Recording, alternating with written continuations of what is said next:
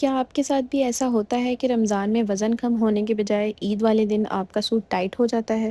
چہرے پر وہ عید والا قدرتی نور آنے کے بجائے تلی ہوئی اور چکنی چیزوں کی وجہ سے دانے اور پمپلز نکل آتے ہیں؟ اگر آپ کا جواب ہاں ہے تو آج کی یہ ویڈیو آپ کے لیے ہے۔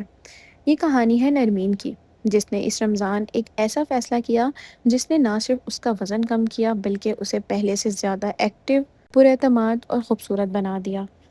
رمضان شروع ہونے میں صرف 2 دن باقی تھے۔ نرمین سپر مارکیٹ میں شاپنگ کر رہی تھی۔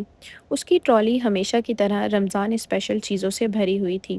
5 کلو کوکنگ آئل، میدا، چینی، بیسن، لال شربت کی بوتلیں، بسکٹس اور نمکین چیزیں، وہ سب کچھ جو ہر سال اس کی افطار کی میز کا حصہ بنتا تھا۔ اچانک نرمین کا ہاتھ چپس کا ایک پیکٹ اٹھاتے ہوئے رک گیا۔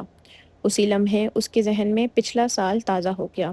اسے وہ بھاری پن یاد آ گیا، افطار کے بعد صوفے پر گر جانا، تراویح میں سانس پھول جانا، اور سب سے زیادہ تکلیف دہ لمحہ عید کی صبح جب اس کا پسندیدہ لباس اسے فٹ نہیں آیا تھا اور چہرہ چکنی غذاؤں کی وجہ سے دانوں سے بھرا ہوا تھا۔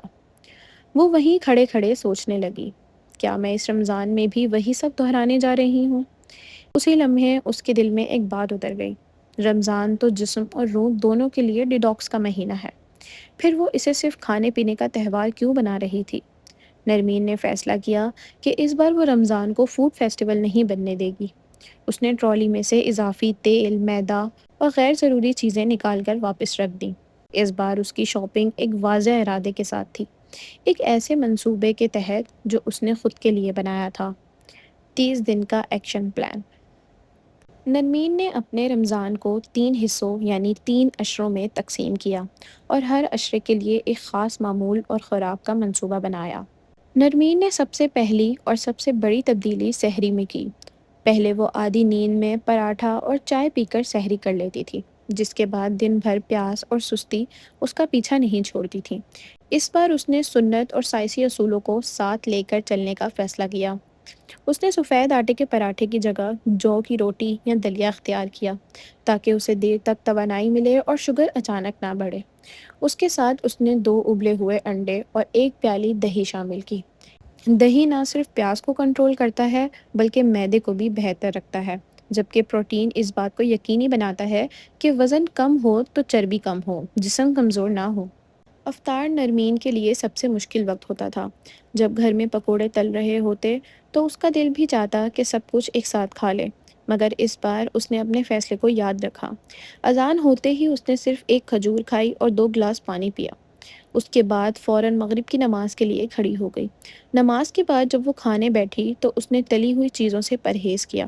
اس نے سادہ، کم تیل والا سالن، تھوڑی سی روٹی یا چاول اور بھرپور سلاد کھایا۔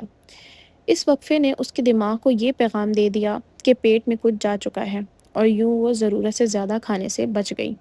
پہلے عشرے میں نرمین کو مشکل پیش آئی۔ سر درد، میٹھے کی طلب اور پرانی عادتوں کی کمی محسوس ہوتی رہی، لیکن اس نے میٹھے شربت کی جگہ بغیر چینی لیمو پانی یا ناریل پانی پینا شروع کر دیا۔ 10 دن گزرنے کے بعد اس نے خود کو ہلکا محسوس کرنا شروع کر دیا۔ پیٹ کی سوجن کم ہو گئی اور جسم میں فرق نمایاں ہونے لگا۔ دوسرے عشرے میں اس کا جسم نئے معمول کا عادی ہو چکا تھا۔ اب اس نے افطار کے 1 گھنٹے بعد 20 منٹ کی واک شروع کر دی۔ وہ لڑکی جو پہلے افطار کے بعد ہل بھی نہیں سکتی تھی، اب تراویح بھی آسانی سے ادا کرنے لگی تھی۔ اس کی توانائی میں واضح اضافہ ہو چکا تھا۔ تیسرے عشرے میں اصل تبدیلی سامنے آئی، جب لوگ عید کے قریب درزیوں کے چکر لگا رہے تھے اور چہرے کے دانے چھپانے کے لیے کریم تلاش کر رہے تھے۔ نرمین کی جلد خود بخود صاف ہو رہی تھی۔ زیادہ پانی پینے اور چکنی غذاؤں سے پرہیز کی وجہ سے اس کے چہرے پر وہ قدرتی نور آ گیا تھا جو کسی مہنگی کریم سے حاصل نہیں ہوتا۔ عید کی صبح سورج نکلا، نرمین نے اپنا نیا لباس پہنا، وہ لباس جو اس نے اندازے سے خریدا تھا۔ اسے کچھ ڈھیلا محسوس ہوا۔